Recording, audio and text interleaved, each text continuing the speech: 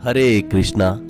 जैसा कि आज की हमारी वीडियो का टाइटल है कि कौन सा वरदान सबसे अच्छा है, आज की इस वीडियो में यह बताया जाएगा कि जब प्रहलाद महाराज ने अपनी प्रार्थनाओं में पग पग पर भगवान की कृपा की याचना की तो भगवान नरसिंह देव जी उनकी प्रार्थनाओं से प्रसन्न हो गए और उन्होंने प्रहलाद महाराज को वर देना चाहा, जिससे प्रहलाद महाराज को सारी भौतिक सुविधाएं प्राप्त हो सकें। किंतु प्रहलाद महाराज ऐसी भौतिक सुविधाओं से दिग्भ्रमित होने वाले में से नहीं थे। वह तो भगवान के दासानुदास बने रहना चाहते थे। नरसिंह देव प्रहलाद महाराज को अनेक वरदान देना चाह रहे थे, लेकिन प्रहलाद महाराज उन वरदानों को उन्होंने समझा अपनी आध्यात्मिक प्रकृति में बाधक माना और यह सोचकर प्रहलाद महाराज ने एक भी वरदान स्वीकार नहीं किया। उल्टे उन्होंने अपने आप को भगवान के चरण कमलों में पूरी तरह से समर्पित कर दिया। इस वीडियो में यह भी बताया जाएगा, प्रहलाद महाराज जी बताएंगे कि जो व्यक्ति अपनी भक्ति के बदले कुछ भौतिक लाभ चाहता है वह प्रभु आपका शुद्ध भगत नहीं हो सकता। वह उस व्यापारी की तरह है जो सेवा के बदले लाभ चाहता है। इसी प्रकार से प्रहलाद महाराज जी और कहेंगे कि हे प्रभु, उसी प्रकार से जो स्वामी अपने सेवक को सिर्फ इसीलिए आशीष देता है कि स्वामी के रूप में उसकी प्रतिष्ठा बनी रहे, वह भी शुद्ध स्वामी नहीं है। और प्रहलाद महाराज जी आगे कहेंगे, हे प्रभु, जहां तक मेरा संबंध है मैं तो आपका निस्वार्थ सेवक हूं और आप मेरे शुद्ध स्वामी हैं। हम दोनों में सेवक और स्वामी के अलावा कोई अन्य संबंध नहीं है। प्रहलाद महाराज जी कहेंगे, हे प्रभु, आप मुझे भौतिक इच्छाओं के लिए वर मांगने के लिए प्रेरित ना करें। यदि आप मुझे कोई वर देना चाहते हैं तो मेरी आपसे प्रार्थना है कि मेरे हृदय में किसी प्रकार की भौतिक इच्छाएं ना रहें, क्योंकि जो ही भौतिक इच्छाएं जागृत होती हैं तो मनुष्य की इंद्रियां, मन, धर्म, धैर्य, बुद्धि, सौंदर्य, बल, स्मृति, सत्यनिष्ठा सब समाप्त हो जाते हैं। और प्रहलाद महाराज जी आगे कहेंगे कि जब तक उसकी मनुष्य की भौतिक इच्छाएं पूरी नहीं हो पाती तब तक वह उन्हें पूरी करने के लिए बारंबार जन्म लेता रहता है और कभी ना तुष्ट होने वाली इन भौतिक इच्छाओं को पूरे करने का प्रयास करता है। प्रहलाद महाराज जी आगे कहेंगे कि मनुष्य भक्ति तभी आपकी अनन्य भक्ति कर सकता है जब उसके मन में भौतिक इच्छाएं ना रहें। भौतिक इच्छाओं से मुक्ति पाने की प्रहलाद महाराज जी बताएंगे कि एकमात्र औषधि यही है कि भक्ति में लग जाना। और भक्ति कब प्रारंभ होती है? जब समस्त भौतिक इच्छाओं से हमें मुक्त होंगे, तभी हमारी भक्ति शुरू होगी। और इस वीडियो के अंत में यह भी बताया जाएगा कि जो कि हमारा इस वीडियो का टाइटल है कि कौन सा वरदान सबसे अच्छा है, इसके उत्तर में श्री चैतन्य महाप्रभु जी ने हमें शिक्षा दी है कि भगवान से किस प्रकार का वर मांगने के लिए प्रार्थना की जानी चाहिए। तो आइए आज की भगवत चर्चा हम शुरू करें। आज की इस प्रथम श्लोक में श्री नारदाय वाचय, श्री नारद जी कहते हैं कि एतावत वर्णितः गुणः भक्त्या भक्ते निर्गुणः। इस तरह से जब भगत प्रहलाद ने भगवान के ऐसे गुणों का वर्णन किया, एतावत वर्णितः गुणा, भक्ति से किया। भगत प्रहलाद ने किसके किया? निर्गुण। यहाँ भगवान को निर्गुण कहा गया है। निर्गुण शब्द भौतिक गुणों से विहीन का सूचक है कि भगवान में कोई भी भौतिक गुण नहीं है, इसलिए उन्हें निर्गुण कहा गया है। तो इस तरह से जब प्रहलाद महाराज ने भगवान के ऐसे गुणों का वर्णन भक्ति से किया तो प्रहलादम प्रणतम प्रीतः, और प्रहलाद महाराज शरणागत थे भगवान के नरसिंह देव जी के, और भगवान नरसिंह देव प्रीतः प्रसन्न हो गए। यत मनु अभाषितः, और अपने क्रोध को वश में करके उन्होंने क्रोध त्याग दिया और इस तरह से बोले। इसके अर्थ में गुरु महाराज जी ने लिखा है कि महान ऋषि नारद जी ने कहा, इस प्रकार अपने भगत प्रहलाद महाराज द्वारा दिव्य पद से प्रार्थना किए जाने पर भगवान नरसिंह देव शांत हो गए। उन्होंने अपना क्रोध त्याग दिया और दंडवत प्रणाम करने वाले प्रहलाद पर अत्यधिक दयालु होने के कारण उनसे इस प्रकार बोले। भगवान प्रसन्न हुए तो अब भगवान अगले श्लोक में बोल रहे हैं, श्री भगवान उवाच, भगवान कहते हैं, प्रहलाद भद्र भद्रम ते, हे भद्र प्रहलाद, भद्रम ते, तुम्हारा कल्याण हो। प्रीतः अहम ते असुर उत्तम, हे असुरों में श्रेष्ठ असुर उत्तम, मैं तुमसे प्रसन्न हूं। प्रीतः अहम, मैं तुमसे प्रसन्न हूं। वरम वृणीन अभिमतम, जो भी तुम्हारा इच्छा करती है किसी वर की, वरम वृणम, वो चुन ले, क्योंकि मैं कामपुर हूं। कामपुर अस्मि अहम निर्णाम, क्योंकि मैं सभी मनुष्यों की इच्छाएं पूरी करने वाला मैं ही हूं। तो इसके सरलार्थ में गुरु महाराज जी ने लिखा है कि श्री भगवान ने कहा, हे सौम्य प्रहलाद, हे असुर उत्तम, तुम्हारा कल्याण हो, तुम्हारा भद्र हो, मैं तुमसे अति प्रसन्न हूं। हर जीव की इच्छा पूर्ण करना मेरी लीला है। तुम इसलिए तुम मुझसे कोई मनोवांछित वर मांग सकते हो। तो प्रहलाद महाराज जी से भगवान ने कहा कि तुम कोई भी वर मांग लो। और आगे भगवान क्या कहते हैं, माम अप्रीणत आयुष्मन, हे आयुष्मन, हे दीर्घ जीवी प्रहलाद, माम अप्रीणत, मेरे को प्रसन्न किए बिना, दर्शनम दुर्लभ ही में, मेरा दर्शन बहुत दुर्लभ है, अर्थात कोई भी मेरा दर्शन मेरे को प्रसन्न किए बिना नहीं कर सकता। दृष्टवा माम न पुनः जंतु, और मुझे देखने के बाद जीव, आत्मा नाम तब तुम अरहति, मुझे देखने के बाद जीव विलाप करने के योग्य नहीं है, उसे अपनी तुष्टि के लिए नहीं पछताना पड़ता।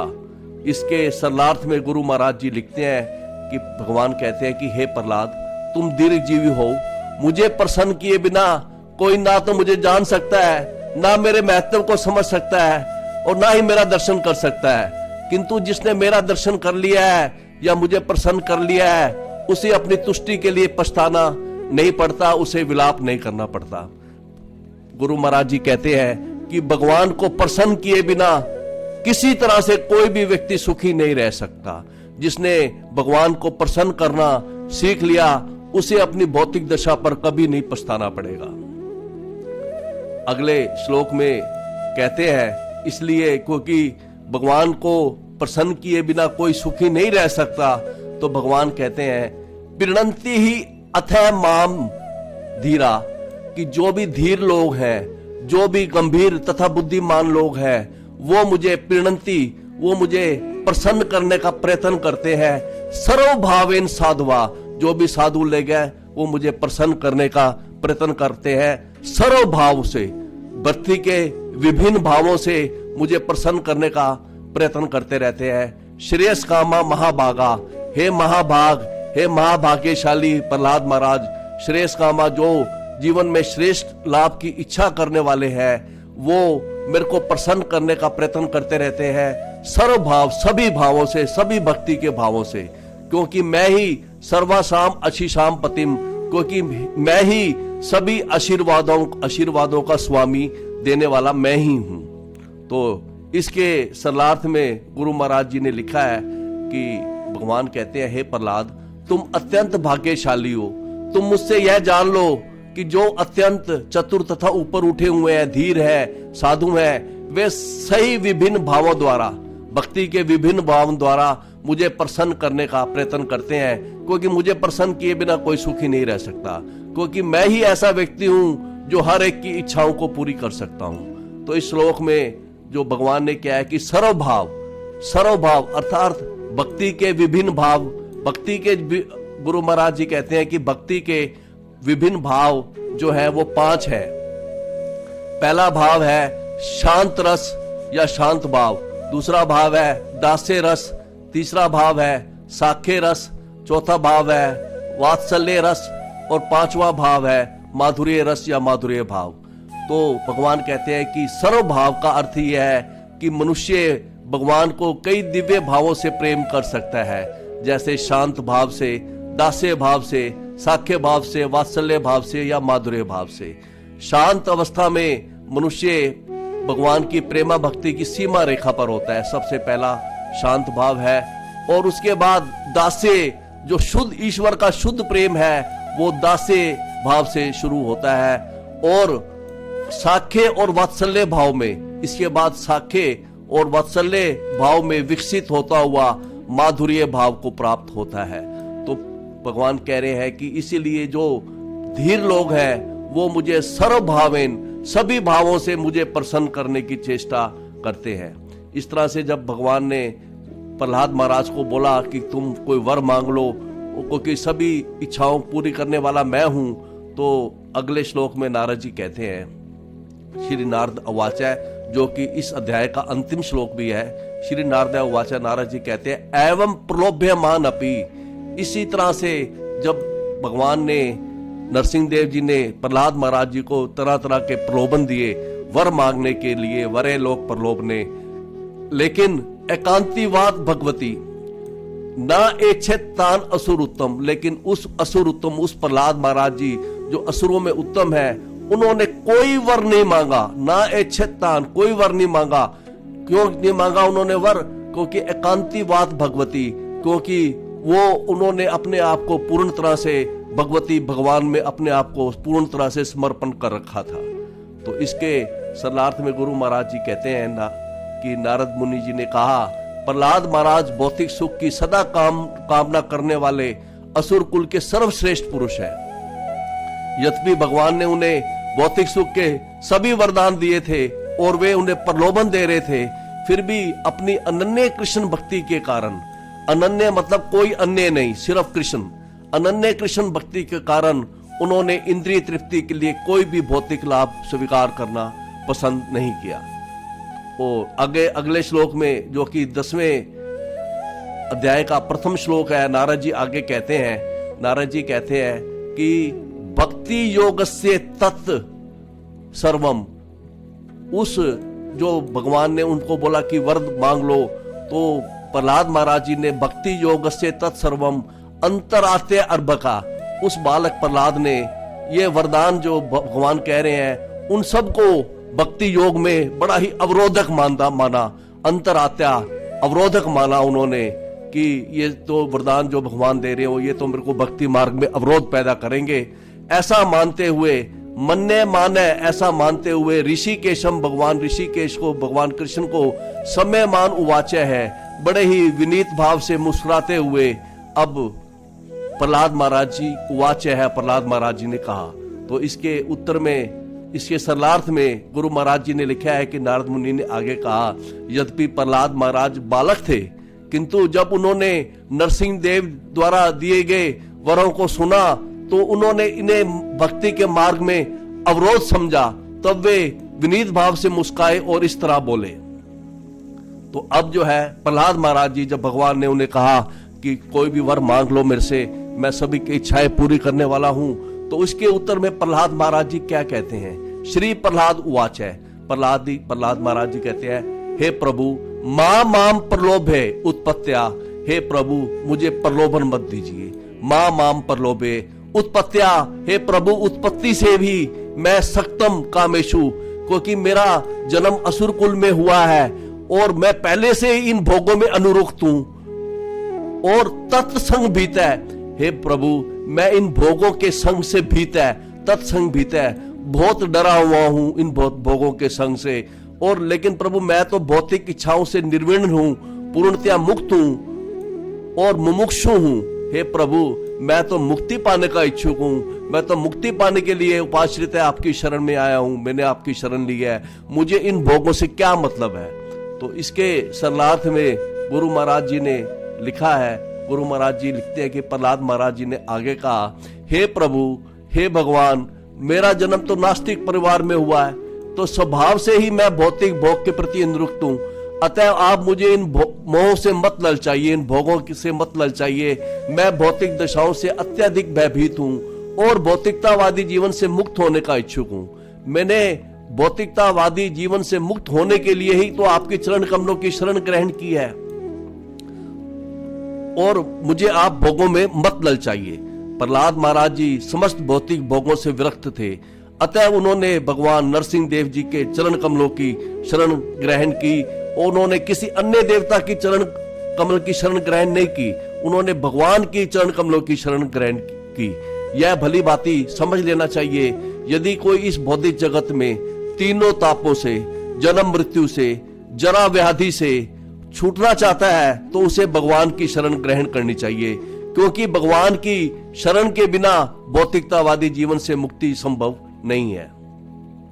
अगले श्लोक में प्रहलाद महाराज जी भगवान से क्या कहते हैं कि भृत्य लक्षण जिज्ञासु भक्तम कामेशु अचोदयत।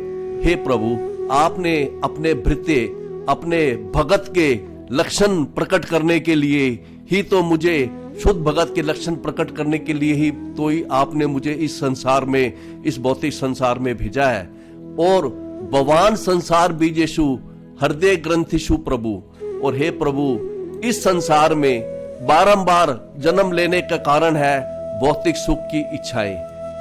संसार बीजेशु, जो कि समस्त जीवों के हृदय ग्रंथिशु, जो कि समस्त जीवों के हृदय में स्थित है।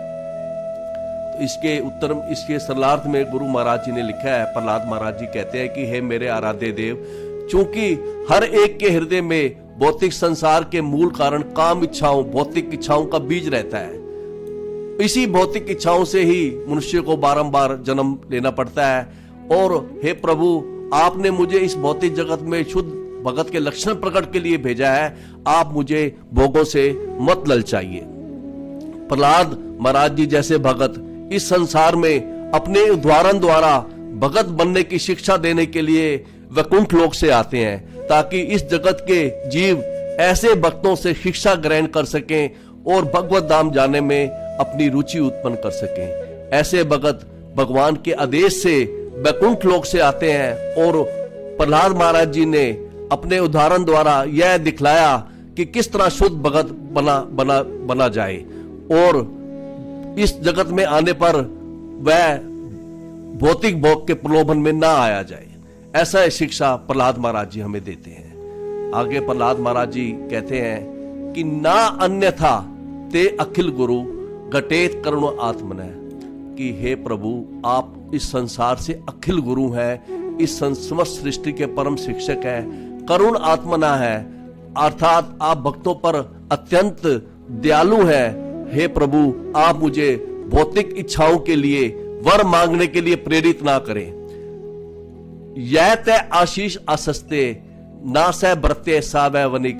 जो प्रभु, जो व्यक्ति अपनी भक्ति के बदले में कुछ आशीष चाहता है, कुछ लाभ चाहता है, ना सह भृत्य, वह आपका भगत नहीं है। सह वह वनिक, वह तो उस व्यापारी की तरह है जो सेवा के बदले में लाभ चाहता है। इसके सरलार्थ में गुरु महाराज जी ने लिखा है कि प्रहलाद महाराज जी कहते हैं कि हे भगवान, हे समस्त जगत के परम शिक्षक, आप अपने इस भगत के प्रति इतने दयालु हैं कि आपने उससे कुछ भी ऐसा करने को प्रेरित नहीं किया जो उसके लिए अलाभकारी हो। दूसरी ओर जो व्यक्ति आपकी भक्ति के बदले में कुछ भौतिक लाभ चाहता है, वह आपका शुद्ध भगत नहीं हो सकता। वह उस व्यापारी की तरह है जो सेवा के बदले में लाभ चाहता है। गुरु महाराज जी कहते हैं कि शुद्ध भगत को ना तो भौतिक लाभ की इच्छा रहती है और ना ही भगवान उसे भौतिक लाभ का प्रलोभन देते हैं। जब भगत को किसी वस्तु की आवश्यकता होती है तो भगवान उसकी पूर्ति करते हैं। जैसे कि भगवान ने गीता में भी कहा है, योगक्षेमा वहाम्यम, कि जो भी तुम्हारी आवश्यकता है भक्तों की, वो मैं पूर्ति करूंगा। अगली श्लोक में प्रहलाद महाराज जी नरसिंह देव जी से क्या कह रहे हैं कि आशा सान न वह भृत्य, कि अपनी सेवा के बदले में जो अपने स्वामी से आशा सान है, जो अपनी सेवा के बदले में स्वामी से भौतिक लाभ की इच्छा रखता है, ना वह भृत्य, वो असली, वो शुद्ध सेवक या शुद्ध सेवक या योग्य सेवक या शुद्ध भगत नहीं है।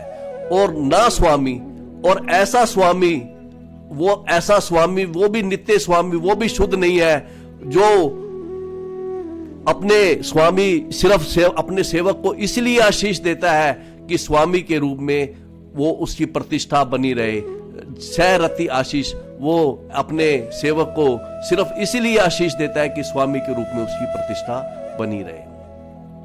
इसके सरलार्थ में गुरु महाराज जी लिखते हैं कि जो सेवक अपने स्वामी से भौतिक लाभ की इच्छा रखता है, वह निश्चय ही योग्य सेवक या शुद्ध भगत नहीं है। इसी प्रकार जो स्वामी अपने सेवक को सिर्फ इसीलिए आशीष देता है कि स्वामी के रूप में उसकी प्रतिष्ठा बनी रहे, वह भी शुद्ध स्वामी नहीं है। लेकिन प्रहलाद महाराज जी कहते हैं कि हे प्रभु, आप तो मेरे शुद्ध स्वामी है, परम स्वामी है, जबकि निष्काम भगत, अनन्य भगत शुद्ध सेवक हैं। गुरु महाराज जी कहते हैं कि भौतिकतावादी प्रवृत्ति का व्यक्ति कभी भगवान का सेवक नहीं बन सकता। जो अपने सेवक पर अपनी रोब दिखाने के लिए व्यर्थ ही आशीष देता रहता है, वह असली स्वामी नहीं है। तो इस श्लोक का यही अर्थ है कि जो ऐसा व्यक्ति शुद्ध भगत नहीं बन सकता जो कुछ भौतिक लाभ की इच्छा रखता है, और ऐसा स्वामी शुद्ध स्वामी नहीं है जो अपने सेवक को सिर्फ इसीलिए आशीष दे कि वह स्वामी के रूप में उसकी प्रतिष्ठा बनी रहे, वो ऐसा स्वामी शुद्ध स्वामी नहीं है। अगले श्लोक में प्रहलाद महाराज जी कहते हैं कि अहम तु अकाम त्वत् भक्त है। लेकिन प्रभु, जहां तक मेरी बात है, अहम तु अकाम, मैं तो अकाम हूं, मैं तो आपका निस्वार्थ सेवक हूं, और त्वम स्वामी अनपाश्रय, और आप मेरे नित्य स्वामी हो, और ना अन्यथा इव आव्यो अर्थ है, और हमारा सेवक तथा स्वामी होने के अतिरिक्त और कोई भी हमारा संबंध नहीं है।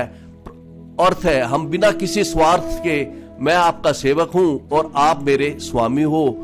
राज सेवक्यो इव, प्रहलाद महाराज जी एग्जाम्पल दे रहे हैं कि जिस तरह राजा सेवक के लाभ हेतु कर लेता है या जनता राजा हेतु कर देती है, प्रहलाद महाराज जी कहते हैं कि जो संबंध राजा और सेवक का है प्रभु, वैसा ही संबंध आपका और मेरा है। आपका और मेरा संबंध सेवक और स्वामी का है, और इसके अलावा कोई अन्य संबंध हमारा नहीं है। इसके सरलार्थ में गुरु महाराज जी ने लिखा है कि प्रहलाद महाराज जी कहते हैं कि हे प्रभु, मैं आपका निस्वार्थ सेवक हूं और आप मेरे नित्य स्वामी हैं। सेवक तथा स्वामी होने की अतिरिक्त हमें कुछ भी नहीं चाहिए। आप प्राकृतिक रूप से मेरे स्वामी हैं और मैं आपका सेवक हूं। हम दोनों में कोई अन्य संबंध नहीं है। श्री चैतन्य महाराज, जैसा कि इस श्लोक में लिखा है, भगवान प्रहलाद महाराज जी कहते हैं कि मैं सेवक हूं और आप मेरे स्वामी हो। तो चैतन्य महाप्रभु जी ने हमें शिक्षा दी है कि प्रत्येक जीव जो है वो भगवान कृष्ण का शाश्वत दास है, और भगवान कृष्ण ने तो भगवत गीता में कहा है, और भगवान कृष्ण क्या है, वो सभी लोगों के स्वामी है और परम भोक्ता है। और यदि जीव और भगवान के बीच में यह संबंध जो कि सेवक और स्वामी का संबंध है, यह संबंध बना रहता है तो शाश्वत तथा वास्तविक सुख बना रहता है। दुर्भाग्यवश जब जीव अपने स्वामी को अपना आदेश पालक समझ लेता है तो यह शाश्वत संबंध गड़बड़ा जाता है। प्रहलाद महाराज जी यह कह रहे हैं कि हे प्रभु, हम दोनों में सेवक और स्वामी के अलावा और कोई अन्य संबंध नहीं है। जो ही भगत भगवान को अपना आदेश वाहक बनाना चाहता है, त्यों ही भगवान ऐसे स्वार्थी भगत का स्वामी बनने से इनकार कर देते हैं, और इस तरह से सुख नहीं मिल सकता। तो प्रहलाद महाराज जी तो यही कह रहे हैं कि हे प्रभु, आप मेरे प्राकृतिक रूप से आप मेरे स्वामी हैं और मैं आपका सेवक हूं, और इसके अलावा हमारा कोई संबंध नहीं है। फिर क्योंकि भगवान ने उन्हें कहा था कि तुम वर मांगो, तो प्रहलाद महाराज जी कहते हैं कि यदि दास्य में कामान वरन त्वम वरद ऋषिवै, हे वरद ऋषिवै, हे वर देने वालों में सब सर्वश्रेष्ठ आप ही हो प्रभु। यदि आप मुझे दास्य सी कोई वर देना चाहते हो तो कामा नाम हृदय अंसोहरम भव तैतु वृणे वरम। आप मुझे यदि कोई वर देना चाहते हो तो प्रभु मेरे हृदय के भीतर भौतिक जो इच्छाएं हैं, भौतिक सुख की इच्छाएं, इनकी वृद्धि ना हो। जो मेरे हृदय के अंदर कामनाएं हैं, जो भौतिक इच्छाएं हैं, इनकी वृद्धि ना हो।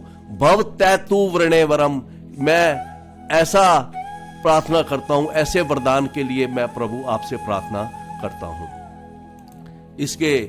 इसके अर्थ में गुरु महाराज जी ने लिखा है कि हे सर्वश्रेष्ठ वरदाता स्वामी, प्रहलाद महाराज जी कहते हैं कि यदि आप मुझे कोई वांछित वर देना ही चाहते हैं तो मेरी प्रार्थना यह है कि मेरे हृदय में किसी प्रकार की भौतिक इच्छाएं ना रहें।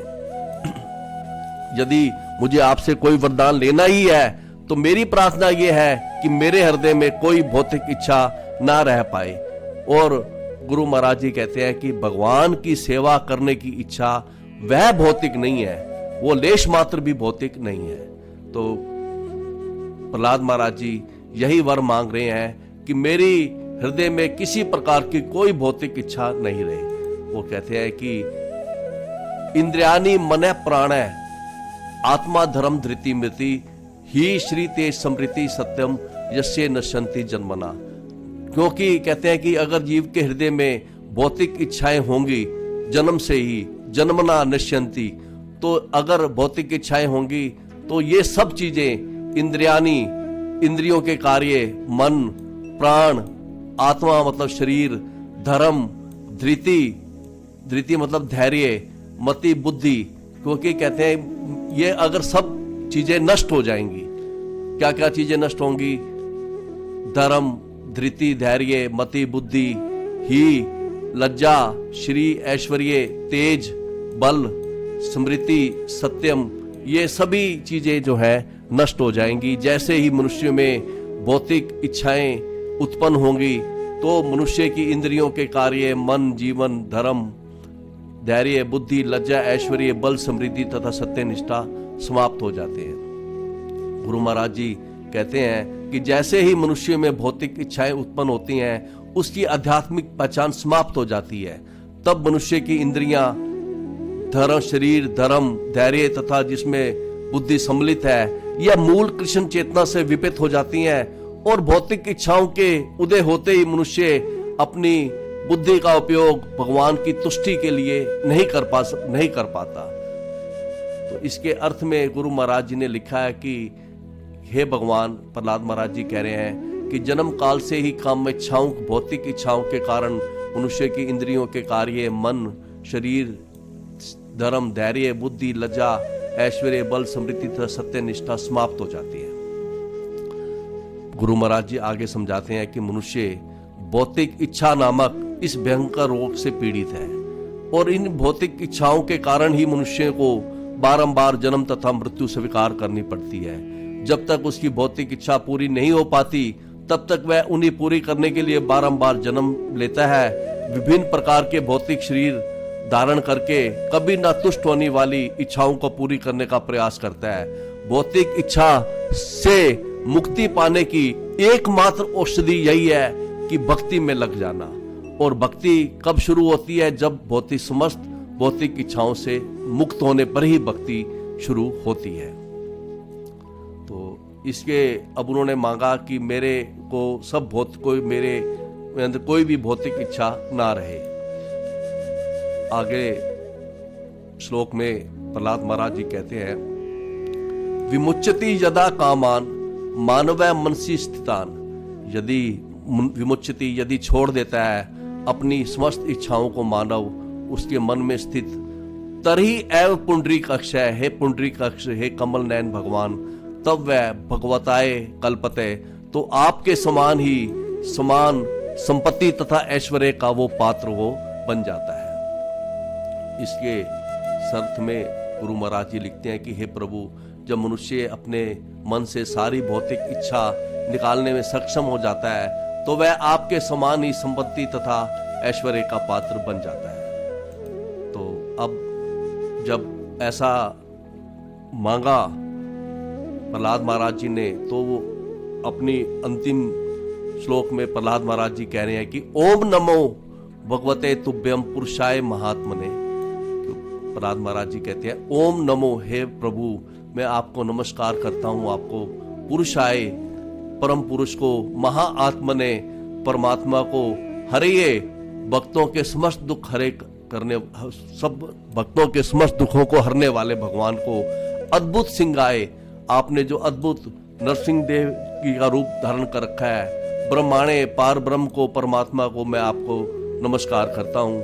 इसके अर्थ में गुरु महाराज जी ने लिखा है कि हे षड ऐश्वर्यवान प्रभु, हे परम पुरुष, हे परमात्मा, हे समस्त दुखों के विनाशक, हे अद्भुत नरसिंह रूप में परम पुरुष, मैं आपको सादर नमस्कार करता हूँ। तो इस तरह से उन्होंने मांगा कि मेरे कोई भी, प्रहलाद महाराज जी ने भगवान से यह वर मांगा कि मेरे कोई भी मेरे हृदय में भौतिक इच्छा ना रहे, जो कि आज की हमारी वीडियो का टाइटल भी यह है कि कौन सा वरदान सबसे अच्छा है। तो गुरु महाराज जी ने हमें शिक्षा देते हैं कि मनुष्य तभी अनन्य भक्ति कर सकता है जब उसके मन में भौतिक इच्छाएं ना हो। भौतिक इच्छाएं ना हो इसका मतलब यह है कि अन्य अभिलाषिता शून्यम। अन्य अभिलाषिता का अर्थ है भौतिक इच्छा और शून्यम का अर्थ है से मुक्ति। और मनुष्य तभी अनन्य भक्ति कर सकता है जब उसके मन में भौतिक इच्छाएं ना हो। अतः भौतिक इच्छाओं से मुक्ति सबसे अच्छा वरदान है, जो कि हमारी इस वीडियो का टाइटल है। श्री चैतन्य महाप्रभु जी ने भी हमें शिक्षा दी है कि भगवान से किस प्रकार वरदान के लिए प्रार्थना की जानी चाहिए। उन्होंने हमें सिखाया है, उन्होंने कहा है कि हमेशा इस तरह से भगवान से मांगो कि हे प्रभु, मैं ना तो संपत्ति चाहता हूँ, ना अनेक अनुयायी चाहता हूँ, ना सुंदर स्त्री पुरुष चाहता हूँ, क्योंकि ये सभी भौतिकतावादी इच्छाएं हैं। ना मैं धन संपत्ति चाहता हूँ, किंतु यदि आप मुझे कोई वरदान देना ही है, मांगना ही है, तो भगवान से इस तरह से मांगा जाए कि हे प्रभु, मैं चाहे जीवन में किसी जीवन में कोई भी जन्म ग्रहण करूं, लेकिन प्रत्येक दशा में मैं आपकी दिव्य भक्ति से विहीन ना हूं। यही वरदान भगवान से मांगना चाहिए कि कोई भौतिक इच्छा से मुक्ति, और चाहे भगवान कहीं भी जन्म दें, प्रत्येक दशा में यही वरदान मांगे कि मैं आपकी दिव्य भक्ति से विहीन ना हूं, जो कि आज की हमारी इस वीडियो का टाइटल है कि कौन सा वरदान सबसे अच्छा है। तो अब जब ऐसा प्रहलाद महाराज जी ने मना कर दिया कोई भी वर लेने के लिए और कहा कि मुझे भौतिक वरदान नहीं चाहिए, तो फिर भी आगे बताया जाएगा कि अगली सीटिंग में कि भगवान ने फिर भी उनको ऐसा भौतिक उन्होंने दिया, उसको राज दिया एक मनवंतर तक। जितने दिन मनु का एक राज्य रहता है तब तक भगवान ने भगत प्रहलाद को राजपाट उन्होंने भोग ये ऐश्वर्य दिए सभी। तो जिसे हम अगली सीटिंग में लेंगे, तो तब तक के लिए हरे कृष्णा।